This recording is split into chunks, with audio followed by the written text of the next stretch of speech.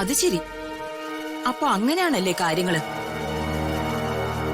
ഈ ലാപ്ടോപ്പ് തട്ടിപ്പ് കേരളത്തിൽ വലിയ വിഷയാവുമല്ലോ. മീഡിയ അറിയാത്തൊരൊറ്റ കുഴപ്പമേ ഉള്ളൂ, പിന്നെ അവര് കൈകാര്യം ചെയ്തു.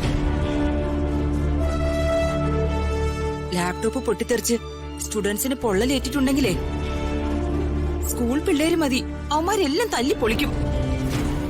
ബസ്സും കാറും കടകളും പിന്നെ ഒടുവിൽ ആ സെക്രട്ടേറിയറ്റ് പോലും. നമ്മളും സൂക്ഷിക്കണം, ഇങ്ങോട്ടേക്കും വരും. നിങ്ങൾ എന്താ ഈ അമ്മയും മകനും കൂടി ഈ പ്രശ്നം ആഘോഷിക്കുകയാണോ? അല്ല, ഈ ലാപ്ടോപ്പ് ഇടപാട് ഡീൽ ചെയ്തത് രാജു അല്ലേ? അത് കൊട്ടേഷൻ സ്വീകരിച്ച് ഡിപ്പാർട്ട്മെന്റ് കൈക്കൊണ്ട തീരുമാനം.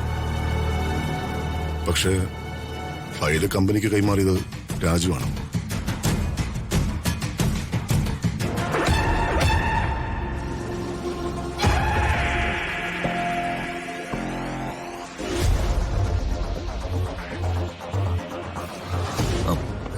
സർ, സാർ എന്തിനാ വിളിപ്പിച്ചേ? എന്താ പ്രശ്നം? ശ്രീലക്ഷ്മിക്ക് വേറെ കുഴപ്പമൊന്നുമില്ലല്ലോ?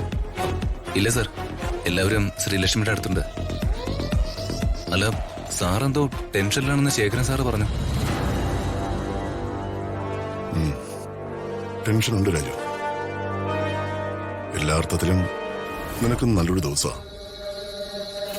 പക്ഷേ ഒട്ടും സുഖകരമല്ലാത്തൊരു കാര്യം ഇപ്പൊ എനിക്ക് നിന്നെ അറിയിക്കേണ്ടിയിരിക്കുന്നു.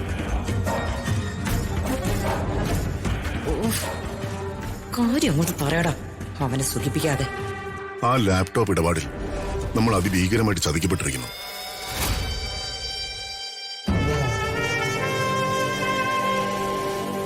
തീരുമാനിച്ച കമ്പനിയായിട്ടല്ല, മറ്റൊരു കമ്പനിയായിട്ടാ കരാറിൽ ഒപ്പുവച്ചിരിക്കുന്നത്.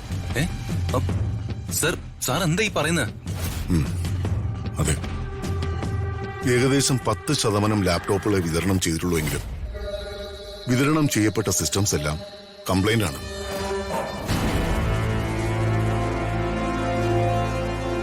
യൂസ് ചെയ്തുകൊണ്ടിരുന്നപ്പോ ലാപ്ടോപ്പ് പൊട്ടിത്തെറിച്ച് 2 സ്റ്റുഡൻസിന് പൊള്ളലേറ്റു. ദൈവമേ.